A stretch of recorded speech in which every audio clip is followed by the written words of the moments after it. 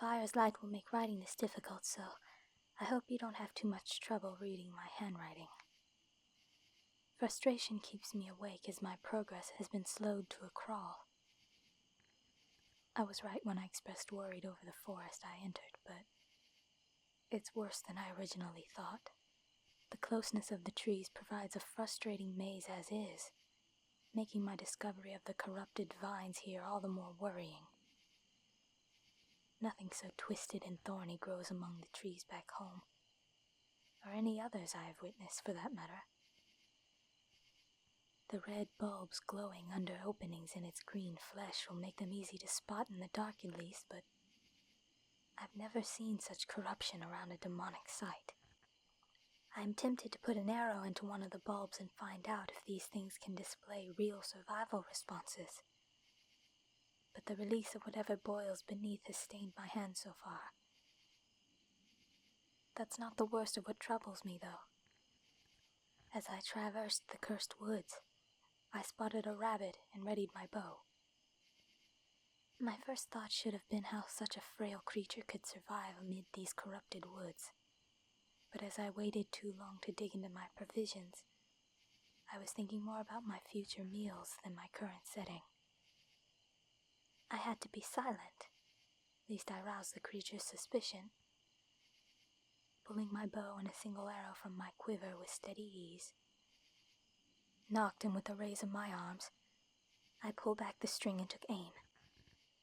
The little animal only turning at the moment I let the arrow take flight. I don't know what struck me first.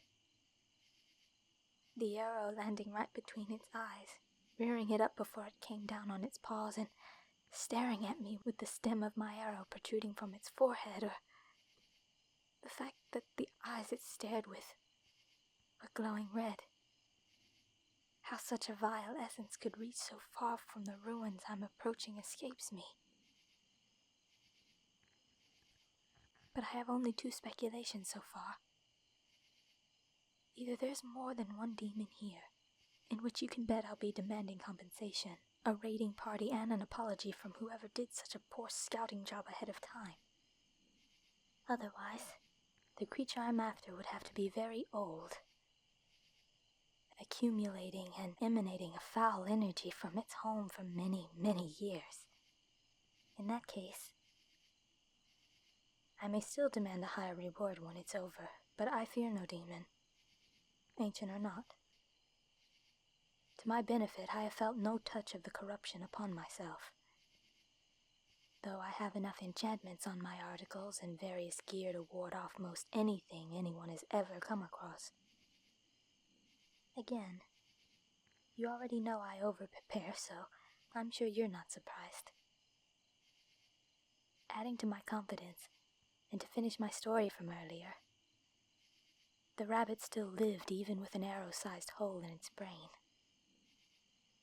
I swear it had a momentary rage in its eyes before it made to run, but I had already pulled another arrow, readying it as the creature turned. It sunk into its heart this time and sent the little animal tumbling, showing no signs of life once it came to a stop. As I retrieved my arrows, I noticed no red glow to its eyes anymore, but I obviously wasn't going to risk consuming any of its flesh. I already have the tools to rid the world of this demon, but I had thought that stealth would be my only form of approach. Now I have further confidence that its heart will provide a sufficient target if open combat becomes necessary, leaving the thing vulnerable for one of my crystals to capture it and be brought to my employers for disposal. So many years as a huntress, and yet I still learn new things on every journey. I hope you had a better day than I did, at least. I'm willing to bet you didn't get any cleaning done, and spent all day making that slow stew I know is your favorite. Too spicy for me, so you'll overindulge, and having forgotten the bread, you'll have to scramble to find the cabinet you left it in, because I wasn't there to put it back in its proper drawer. Since I couldn't mail these letters ahead of time, it'll be fun to see the look on your face when you read this, if I'm right. Thinking of home has certainly helped take my mind off this place for the moment. I think I'll try getting some sleep now. See you soon, my love.